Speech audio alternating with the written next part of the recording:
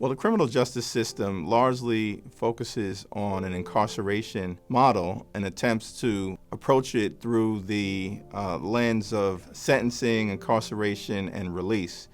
Human justice focuses on the totality of the individual and, in my view, endeavors to prevent people from the community from being initially entangled in the spiral of the criminal justice system, which ultimately is destructive for them and for the community. When I first got on probation, I had to, sit at Rikers Island for like 3 weeks. It was about probably like 40 of us in there. It was crazy because the fighting every day, I'm used to seeing like people fight, but I didn't think it was like we wake up and we fight.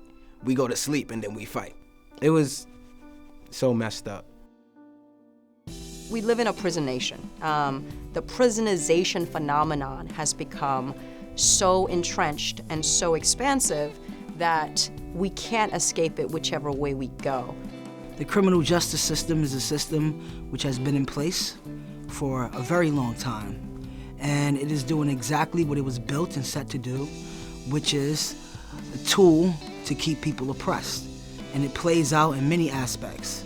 Everything from folks in our community being 4th and 5th generation incarcerated. So that means that they was in prison, that their fathers was in prison, their grandfathers was in the prisons, and their fathers in the prisons. The criminal justice system is not to deter anyone from committing crimes. If anything, it's in place to keep a revolving door from the prison system to the community.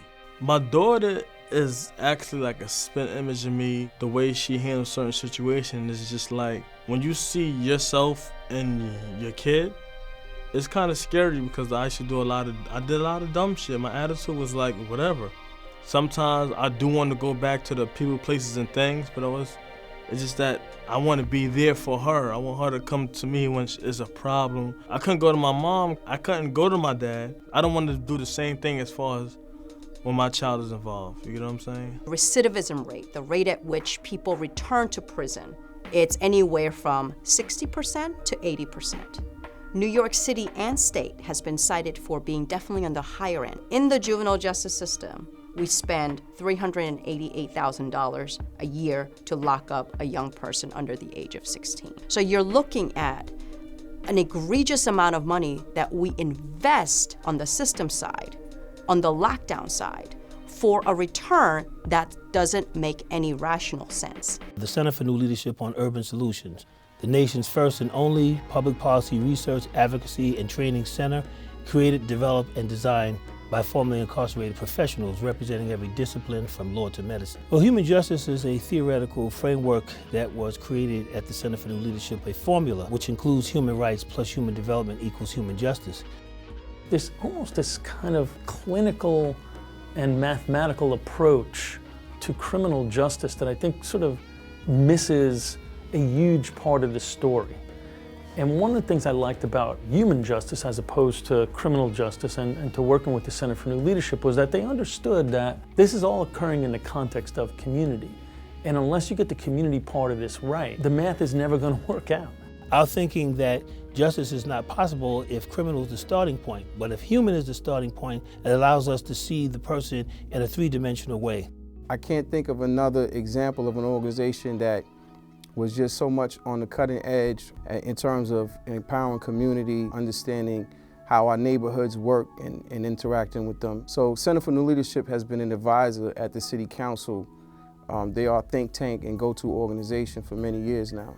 They are what we affectionately call on the street credible messengers, meaning that they've decided to work directly with individuals who are ex-incarcerants who now are being responsible for leading the charge. And it's amazing how if you give a man or woman the opportunity to lead, when they haven't been given that opportunity before, the vigor and the zest by which they'll do it.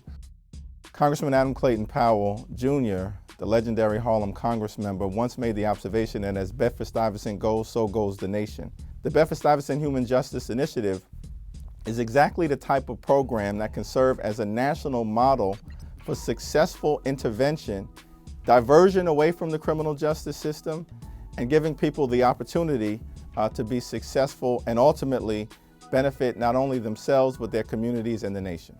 Instead of arresting them, We're gonna take them into the program, and we're gonna have a full menu of incredible opportunities for young people to explore who they are, to start fixing some of the things that they know are wrong but don't have the tools or understanding or vocabulary to fix. And also to build a relationship where if you have a young person who could have got arrested, and instead of that officer taking them to central bookings, treats them like a human, brings them to a community-based organization, the relationship almost changed immediately. We talk to kids, we talk to the community. When they see the police department and community staying together as one, that is power. That's showing that we're together on this and we're looking to make the community better. It's one team/family concept. I go home every night, I kiss my wife, I eat my dinner. My kids, the chances my son's ever gonna go to prison are infinitesimally small. And so yeah, I fight it hard, but I'm not winning this one. And I think if we're ever gonna really win it, it's gonna be because people have been in it, people whose families have been in it. They're gonna win this battle if it ever gets won. If it could work for me and me walking away from certain situations, which I could never imagine, where I sit back today and laugh at it, like I really walked away from the situation, it could work for anybody. What we doing is not really radical. It's not like a radical thing. We're just trying to build humans. We're trying to build our community. We're trying to make society a better place. And one of the ways we're doing that is saying that we need to invest in our young people. We need to find strategies, programs that support the development of our young people instead of throwing our young people away. And I think if folks can hear this video and see this video, you need to look at your niece, your nephew, your child, and think about, would you want to put your child or put your loved one in a system that we know doesn't develop them as a human, but just spits them back out as something else. And then once we wrestle with that question, I think it's really easy that you would want to invest in young people in a program like this. The village is not powerless. It's like a car. A car has an engine, but unless someone turns the ignition and activates the car, then it's only potential energy. It's only potential power. So the community has power, but the Bed-Stuy Human Justice Initiative is going to be the ignition that's going to ignite that power, and that we're going to bring the community in alignment with its power so that it can exercise it in a way that transforms not only the community, but everyone in the community, so we can have the power and exercise the power that we currently possess.